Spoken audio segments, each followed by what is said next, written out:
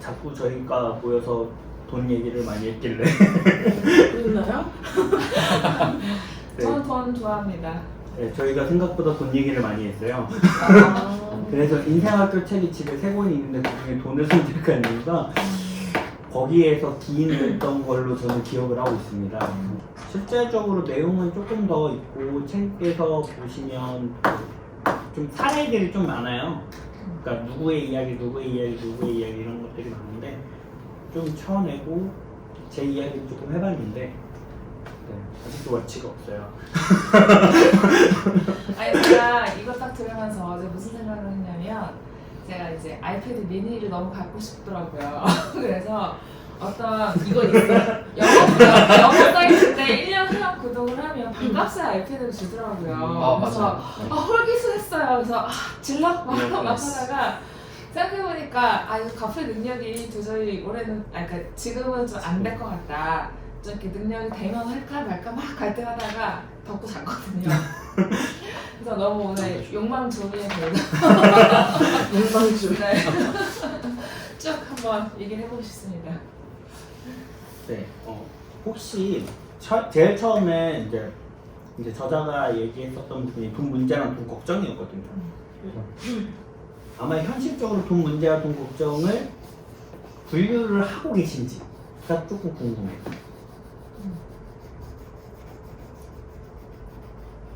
아마 저 개인적으로는 사람들을 무시하는 건 아니지만 저 경험으로는 그게 분리가 잘 안 돼요. 이게 걱정인지 문제인지 모르겠어요. 그 상황에서 늘 살아온 게 아니라 이게 이제 가정 배경에서부터 출발하지 않나. 그러니까 저희 집은 어렸을 때 부유한 편이었습니다. 근데 걱정을 안 한 건 아니에요.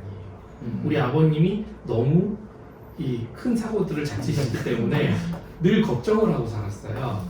그러니까 지금은 형제는 부유해도 늘 걱정을 하는 겁니다. 그러니까 부유하다는 게 뭐 이렇게 많이 크다 이런 게 아니고 용돈이나 먹는 거나 갖고 싶은 걸 갖거나 이 문제가 없었어요. 그런데도 늘 걱정스러웠습니다. 그래서 제 마음을 굉장히 좀 웃게 했던 용어 중에 하나가 다섯 살짜리가 내년 전기세 걱정한다고 걱정을 한다. 그런 얘기를 유 목사님이 갑자기 어떤 목사님이 하셨거든요. 근데 그 목사님 그 얘기를 하셨을 때 내가 박장대소를 해버린 거예요. 왜냐? 내가 그렇게 살았기 때문에. 실제로 내가 그렇게 살았기 때문에 저 말이 너무 웃긴 거예요. 어떻게 그게 가능해요? 근데 그런 사람이 있어요. 이거는 뭐랄까 피해서 전달되는 것 같아요. 그러니까 약간 저희 어머님이 약간 걱정 많을 거거든요. 그러니까 이게 뭐랄까 가정 배경에서부터 이 걱정이 사단이 이걸 사람한테 생각지도 못하게 만드는 걱정거리로. 그러니까 이게 분리가 되면 걱정이 줄어들잖아요. 이게 걱정인지 문제인지를 파악하게 되면 약간 객관적이 되잖아요. 그거를 못하게 만들려고 아예 어렸을 때부터 이렇게 잠재의식 속에 이 걱정을 넣지 않았을까. 그래서 사람들이 이 문제 속에 많은 사람들이 고민하고 힘들지 않을까 그런 생각을 해봐요. 저도 어릴 때 뭐 부모님들 대화 속에 오늘은 뭐 이번 달은 전기세고 뭐 이런 얘기 은연중에 듣잖아요. 그러면 우리 집은 전기세를 못 내는 형편이구나. 네. 엄마 아빠 힘들구나. 이런 게 딱 느꼈으니까 약간 좀 체질이 된 것 같아요. 네, 맞아요. 걱정하는 체질. 저는 없는데 이제 차가 있다고 했을 때 이제 우리 집 차가 좀 낡았어. 근데 옆집 차가 새 차를 뽑았어. 그걸 보면서 생기는 게 좀 걱정이라고 얘기를 하는 거예요. 그러니까 내 차는 멀쩡한데 남의 차 딱 보면서 내 차도 바꿀 때 되지 않았나? 라고 생각하면서 이제 차를 새로 사려면 이제 그때부터 계획을 짜잖아요. 사람은 계획을 엄청나게 좋아하기 때문에 그때부터 내가 얼마가 필요하고 그거를 변제하려면 얼만큼의 시간과 그게 딱 드는 순간 이제 돈 걱정으로 나왔는데 이게 돈이라는 어떤 도구가 딱 달라붙으니까 이제 이게 문제인지 걱정인지에 대한 부분들이 이제 구분이 안 지어진다고 얘기를 하더라고요.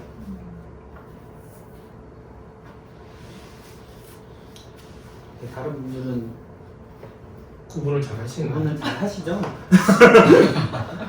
일단 오늘 그 강의 이렇게 매우 감동했고요. 강의 너무 재밌었어요. 갑자기 이건 뭐지? 진짜 그 필요한 콘텐츠라는 생각이 이렇게 들었는데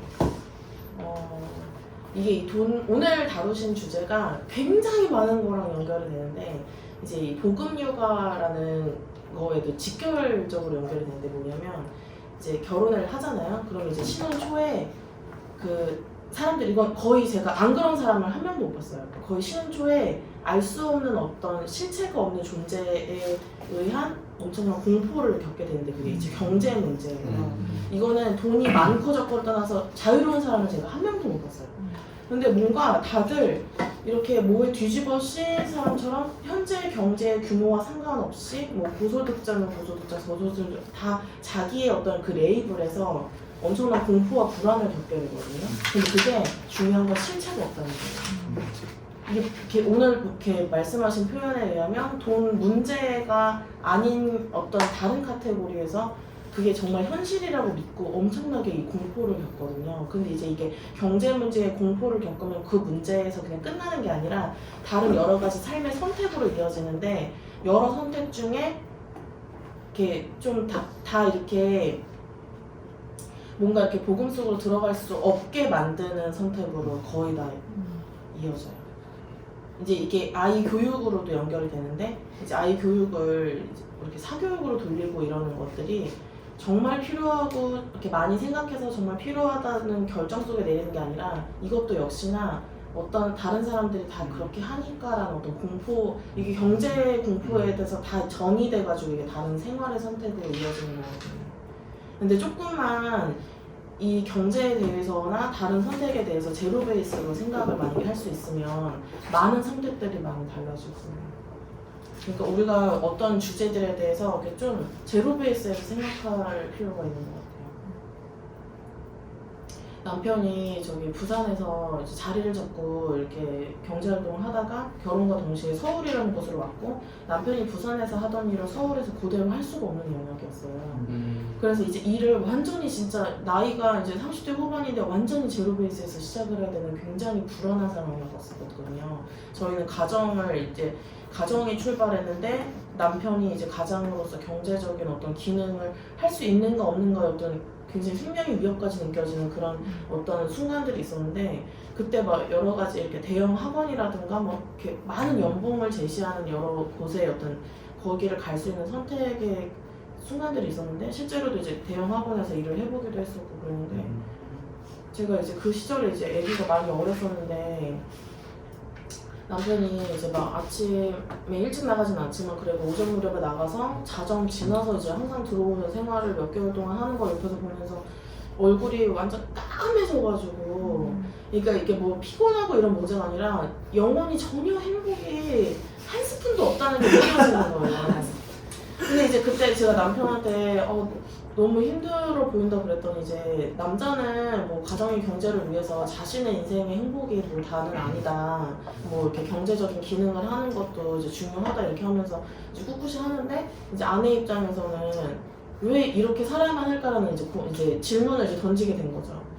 누가 쫓아오는 것도 아닌데 왜 쫓기는 기분이 들고 왜 누가 뭘 어떻게 어느 수준까지 하라고 그러는 것도 아닌데 어느 수준까지 해야 되고 이를테면 뭐 집을 뭐 사야 된다든지 뭐를 얼마를 벌어야 된다든지 뭐 이런 거에 대해서 뭔가 이 사회적 압박 그 피어 프레셔라고 하나요? 그 사회적 압박을 느끼는 거예요. 근데 그 사회적 압박을 주는 주체가 없어. 누구도 나한테 그 압박을 주는 게 아닌데 그 압박을 난 느끼는 거예요. 그러니까 이게 경제가 사장이 흑암을 가지고 흑암의 문화를 가지고 경제라는 도구를 가지고 사람들한테 알 수도 없는 그 공포를 넣는데 그 공포를 느끼는 순간 뒤를 돌아보지 않고 막 달리게 돼 있어요. 그러면 아무것도 의심을 안 해보게 되는 거죠. 이게 맞는 길인가 틀린 길인가 이런 생각도 안 해보고 그래서 이제 그때 막 그런 생활을 하다가 이제 신혼 초에 우리 한번 다른 사람들이 다 그렇게 살면 망한다고 하는 그런 선택을 한번 해보는 건 어떨까 이런 생각을 얘기를 했어요. 그러니까 이렇게 살면 너네 망해, 이렇게 살면 너네 죽어, 너네 이렇게 살면은 가난해서 이제 거지돼라고 하는 그런 길로 한번 가보는 게 어떨까 이런 얘기를 이제 나누게 됐거든요. 근데 그 길이 뭐냐면 이게 청년 시절에나 가능한 상상을 한번 해본 거예요. 우리가 청년 시절은 분명히 복음을 위해서 생명 걸겠다고 했는데 왜 우리가 결혼하고 나서 정반대의 삶을 살아야 되냐. 우리 한번 청년 시절에 이렇게 품었었던 비전들을 한번 살아보는 게 어떨까. 그래서 이제 후대 교육에 올인하자. 우리가 마음만 올리는 게 아니라 우리 삶을 올인하자. 이렇게 얘기를 하고서 학원을 그만뒀어요. 그만두고 정말 그때부터 이제 랩넌트 이제 교육에 우리가 뭘 해야 될지도 모르겠고 뭘 할 수 있을지도 모르겠지만 한번 정말 경제가 포함된 우리 삶을 걸고 한번 해보자 이렇게 했는데 뭐가 어떻게 진행되는지 모르겠는데 지금 몇 년이 지났거든요. 몇 년이 지났는데 결과적으로는 그때 살던 집보다 더 깨끗하고 넓고 좋은 집에서 살고 있고 소득도 그때보다 더 많이 벌고 있어요. 그러니까 뭐가 어떻게 된지는 모르겠어요. 그러니까 이게 경제가 우리의 주인이 아니라 우리가 경제를 종으로 부려야 된다는 것이 굉장히 제가 지금 현재 느끼기로는 제가 부자가 돼서가 아니라 제가 경제에 대해서 느끼는 거는 종이 한 장 차이라는 생각이 드는 거예요. 이게 작은 차이인데 내가 경제의 노예가 될 수도 있고 경제의 주인이 될 수도 있는 거예요. 근데 우리가 경제의 주인이 돼야 되는 거잖아요. 근데 경제의 주인이 되는 거는 어떻게 해야 될까를 했을 때 성경에 나와 있는 게 이제 청지기 이제 의식인데 우리 정체성 자체가 하나님께서 우리에게 주신 것을 맡아 관리한다는 그 청지기의 어떤 정체성을 딱 가지는 순간 이게 딱 순서가 매겨지는 거죠. 하나님, 우리, 그리고 돈. 이게 돈이 우리의 딱 종이 되어버리는 건데 이게 뒤집히는 순간 정말 한 끗 차이로 우리가 경제에 완전 종속돼 버리는 상태가 되는 거예요. 저는 이 모든 과정 속에 이것도 포함됐다고 생각해요. 우리의 욕망, 이제 오늘 말씀하신 그 욕망이 나는 어떻지? 이렇게 생각을 했는데 하나님이 왜 전대구멍을 막아주신다고 하잖아요. 그런데 이제 지난 시간 동안 하나님이 이제 가정에 이유 없이 이렇게 뭔가 엉뚱한 사람에게 경제가 흘러가도록 하는 사건을 일으키지를 않으시고, 그러니까 사고가 다 막아지는 것과 더불어서 이 욕망도 하나님이 관리를 해주신 것 같아요. 남편은 어떤지 모르겠는데 결혼 전에 한번 얘기 들어볼까요? 네. 그 부분만 딱 네, 욕망에 대한 욕망 관리가 되시는지. 욕망이 없어요. 아니 있어 맨날 핸드폰 신형 그거 유튜브 맨날 보거든요. 그러니까 결혼 전에 너무 그 100만 원 넘는 핸드폰을 그 시즌별로 갈고 막 이래가지고 그 뭐라 그러죠? 할부금을 결혼해서도 제가 갚고 막 이래야 되는 이런 상황이 있었는데 이제 저희가 랩넌트 이제 후대 교육을 하려면 사실 이렇게 어떤 돈을 많이 버는 길을 택한 건 아니잖아요. 그러니까 욕망 관리가 이제 어쩔 수 없이 들어가야 되는 거예요. 이제 여자들 같은 경우는 흔한 욕망이 이제 가방, 구두 뭐 이런 건데 이제 저는 그런 욕망을 다 이제 일단은 다 그런 이제 흔한 욕망들은 다 끊었어요. 그래가지고 머릿속에 그런 게 아예 없거든요. 정말 물건을 사고 싶다거나 그리고 오히려 막 이렇게 이렇게 가방이나 뭐 구두, 옷이나 이런 거에는 이렇게 흔들리지 않는데 뭐 다른 거에 더 이렇게 욕망을 느낀다든지 뭐 이렇게 분야가 바뀌기는 했는데 희수가 어제 자기가 엄마가 사고 싶은 거 다 사줄 테니까 원하는 거 말해보라는 거예요. 그래서 엄마는 뭘 사는 걸 원하는 게 아니라 엄마는 뭘 만들고 싶어. 창작의 욕망이 있어.